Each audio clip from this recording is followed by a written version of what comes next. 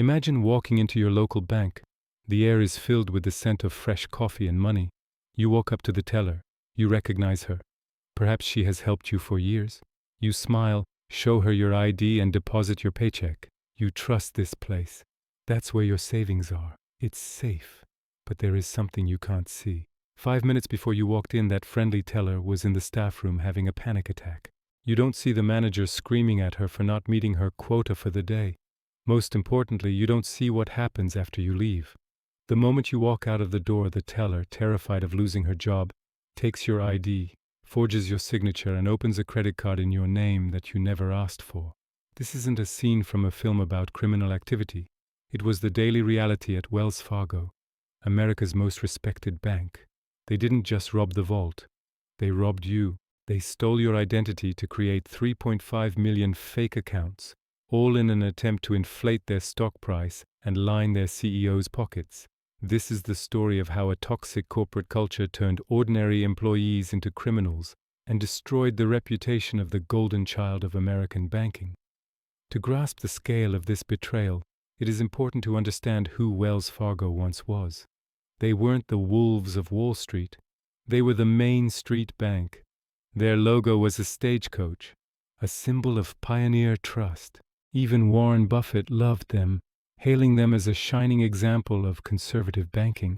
Wells Fargo's success was rooted in the philosophy of its leadership, particularly CEO John Stumpf. Stumpf didn't just want Wells Fargo to be a safe bank. He wanted to transform it into an organization that every customer would rely on completely.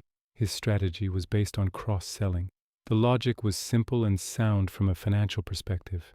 If a customer has 8 different products, checking, savings, credit card, and mortgage, for example, they become sticky. The more difficult it is for them to leave, the more stable your future revenue becomes, and the higher your stock valuation rises.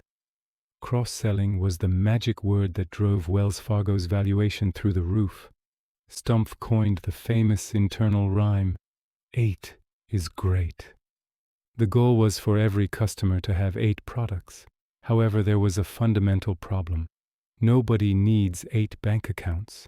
The market was saturated, yet the targets were never adjusted. They were enforced with terror. What did this pressure look like in practice? It was brutal. Workers described the environment as a sweatshop or a boiler room. Regional managers forced employees to attend mandatory hourly huddles. These meetings were designed not to motivate, but to humiliate. Daily sales targets were written on whiteboards, not a sales board, but a shame board. If you failed to meet your target, you were publicly berated.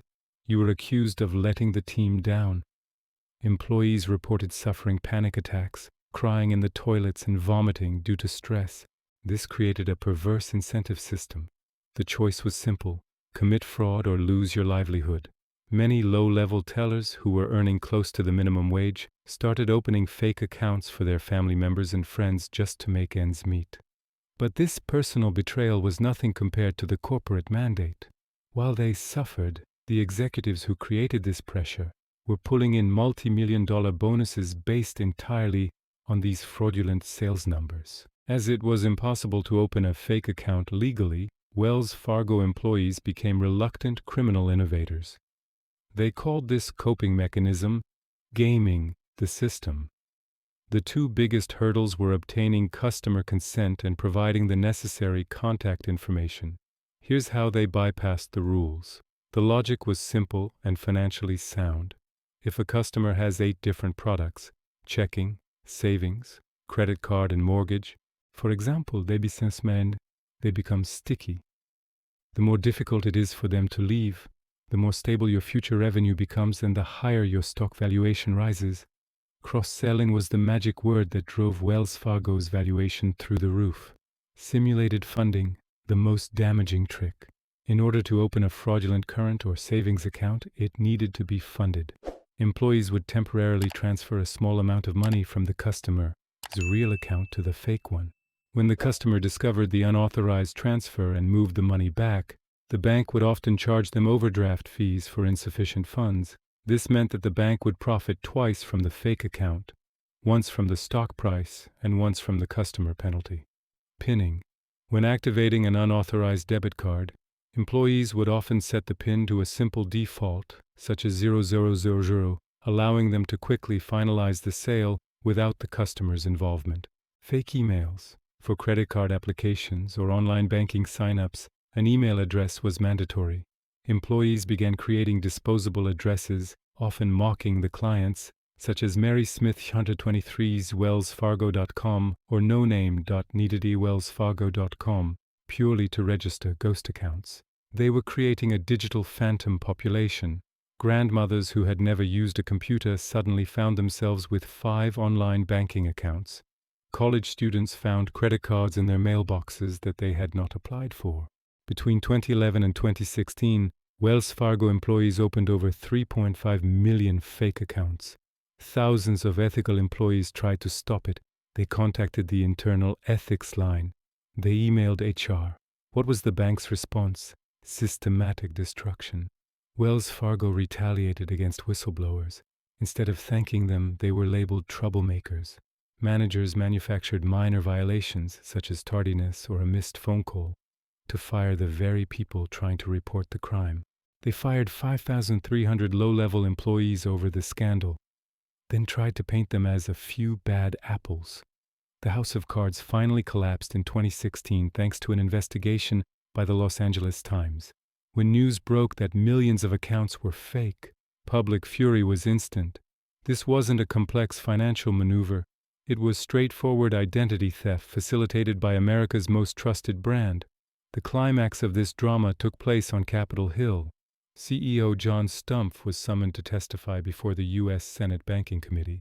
He walked in feeling arrogant and confident that he could talk his way out of it like any other banker. But he ran into Senator Elizabeth Warren. In a moment that went viral and was watched by millions, Warren dismantled him. Rather than talking about regulation, she talked about morality. She said, "You squeezed your employees to the breaking point so they would cheat customers. You should resign, and you should be investigated for criminal activity." She then asked him how much of his bonuses he had returned. He replied, "None." She then asked if he had fired a single senior executive. He said no. It was the end of his career. The aftermath for Wells Fargo was catastrophic. They paid over $3 billion to settle criminal and civil charges. The Federal Reserve took unprecedented action. It forbade Wells Fargo from expanding. They imposed an asset cap on Wells Fargo. The bank was prohibited from increasing its total assets beyond the level in 2017. This penalty cost them hundreds of billions in lost potential profit and sent the strongest possible message that cultural change was non-negotiable. John Stumpf was eventually banned from the banking industry for life and forced to pay a $17.5 million fine personally. The Wells Fargo story is a terrifying lesson in corporate culture and the tyranny of impossible sales quotas.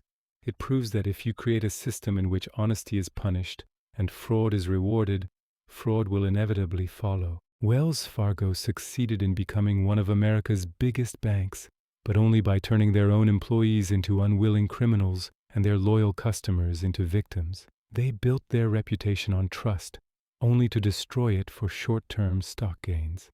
The next time you visit a bank and are pressured to purchase a credit card you don't require, recall the Wells Fargo saga.